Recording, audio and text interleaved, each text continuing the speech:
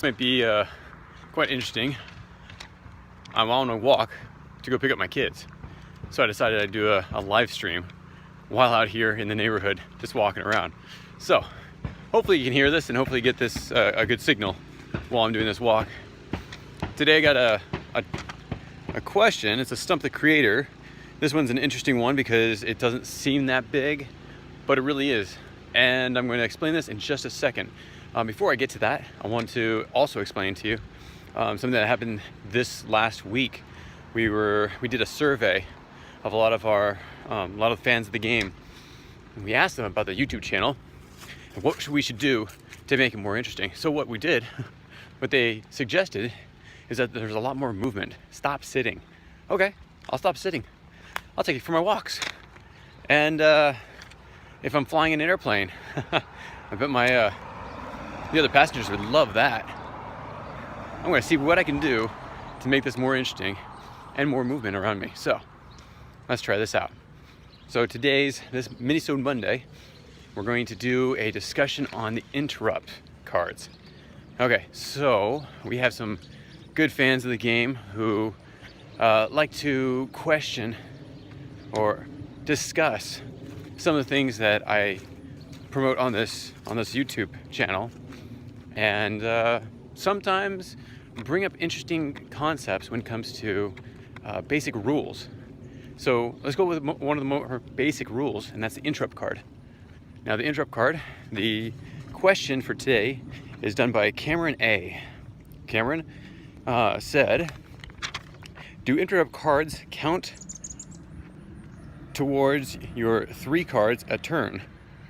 And if using them to interrupt, do you redraw, or do you just have less cards and options to play? Okay, so let's do the second question first. The only time you ever draw, unless a card says otherwise, which I don't think we have any cards that say it, the only time you ever draw is at the end of your turn. So if you used up some of your cards and it's now your turn, and say you only have 2 cards left because you had 3 interrupts that you used, sorry, you get to play 2 cards. That's the great thing about drawing your cards. It's simple. That's always been the rule. I don't think there's any discussion there, but if there is, please tell me so we can talk about it. Also about the interrupt. Now this is an interesting one. Does it play towards the 3 cards that you play during that turn? Yes, it does. You're allowed to play 3 cards during your turn, your actual turn. And if you play an interrupt, it counts as one of those cards. So you can't just play your 3 cards and then, oh, I want to play an interrupt on top of that, because you already played your 3 cards. Now, this one will bring up a lot of discussion, because there's a lot of different sides you can think about this. Because I could bring up that I played 3 cards and, oh, I want to play an interrupt, which I can play at any time. So can I play it now? No, technically you can't, because you're supposed to only play 3 cards. So what are your thoughts? Do we allow people to play interrupt cards and then, to play their 3 cards in their turn and then interrupt, making it a 4th card or 5th or 6th or such? I need your insight on that.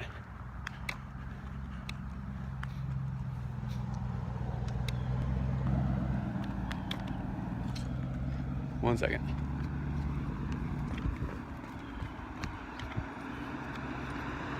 Walking across a major intersection, so. Okay, here we go. So do we do that? We have interrupt cards that are essential, especially when it comes to a battle. Someone might attack you, and you need just a little bit more strength, so you throw this out. So this has now become a challenge. This is not much of a Stump the Creator as much as a challenge on you guys as the fans of the game. Do we let this occur?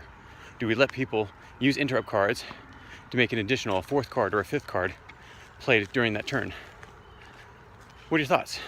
I'm going to come back to this maybe tomorrow during the tutorial Tuesday, or I'll just hold off till next week depending on how many people answer this question, and I'll get back to you.